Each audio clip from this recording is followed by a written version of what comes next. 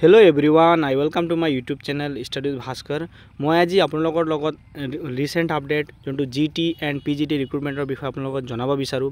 GT PGT যোনটো recruitment প্ৰসেছ চলি আছে, পিজিটিৰ অলৰেডি ডকুমেণ্ট ভেৰিফিকেশ্যন প্লাছ যাৰ ডকুমেণ্ট জেনুইন আছে তেওঁলোকৰ অলৰেডি ভেৰিফিকেশ্যন হৈ গ'ল আৰু প্লাছ এতিয়া জিটিৰ যোনটো ভেৰিফিকেশ্যন প্ৰসেছ আৰম্ভ হ'ব 23 জুন তাৰিখে ৰিজাল্ট দিয়া হৈছিল। ৰিজাল্টৰ পিছত এই ভেৰিফিকেশ্যন প্ৰসেছটো আগবঢ়োৱা হ'ব।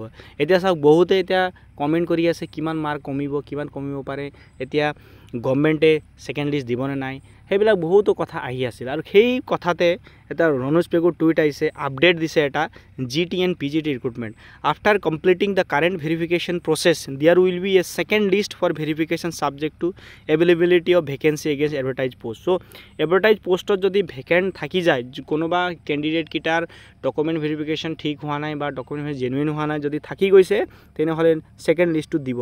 খুব সুন্দৰ, খুব ভাল খবৰ আপোনালোকৰ কাৰণে, কিয়নো বহুতো কেণ্ডিডেট 0.25 0.75 ৰখি গৈছে। চ' ইহঁতে ইয়াত পোৱাৰ চান্সেছ বাঢ়ি গৈছে। এতিয়া কথা হ'ল কিমান কমিব, জিটিৰ কাট অফ কিমান কমিব, পিজিটিৰ কিমান কমিব, বহুতে কমেণ্ট কৰি আছে।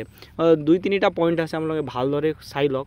এতিয়া চাওক পিজিটিত যিমান ভেৰিফিকেশ্যন হ'ল তাত মেক্সিমাম আপোনাৰ কিমান কেণ্ডিডেটে ডকুমেণ্ট ভেৰিফিকেশ্যন ঠিক হোৱা নাই। পিজিটিত আপোনালোকৰ মেক্সিমাম আপোনালোকৰ পিজিটি ভেৰিফিকেশ্যন হৈ আছিল, তাত পিজিটিত মেক্সিমাম আপোনাৰ আছামিজ ছাবজেক্টৰ সবচে বেছি ৰিজেক্ট হৈছে। মনত ৰাখিব, আছামিজ ছাবজেক্টৰ মেক্সিমাম ৰিজেক্ট হৈছে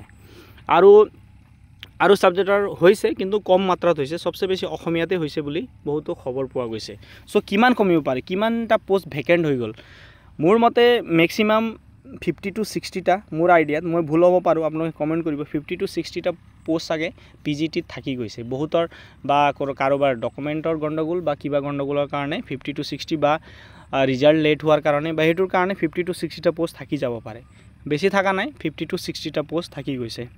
আৰু এতিয়া যোনটো পিজিটিত কাট অফ কিমান কমিব, চ' 50 to 60টা পোষ্ট থাকি গ'লে মেক্সিমাম বেছি তলত নাযায়, আপোনাৰ 2-3 মাৰ্কহে তলত যাব, কিয়নো 2-3 মাৰ্কতকৈ বেছি তলত যোৱা চান্সেছ কম আছে, কিয়নো এতিয়া পোষ্ট বেছি নাই, অলপ পোষ্ট আছে আৰু বহুতে পইণ্ট কম লেভেলত বহুতে মাৰ্ক পায়। চ' সেইটো এটা কথা হ'ব পাৰে। অ'কে, চ' পিজিটিত আপোনাৰ মেক্সিমাম 2-3 মাৰ্ক এনেকৈ কমিব, যিমান আছে কাট অফ আছে ছাবজেক্টিভ, যিমান ছাবজেক্টৰ যি কাট অফ, সেই কাট অফতকৈ 2-3 মাৰ্ক কমিব, বেছি নকমে।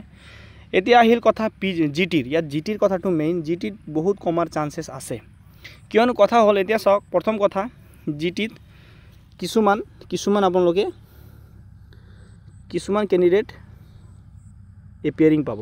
অ'কে, এপিয়াৰিং পাব পাৰে, এপিয়াৰিঙত অলপমান কমিব, 50-60টা হ'লেও কমিব। অ'কে, এপিয়াৰিং 50-60টা কমিব।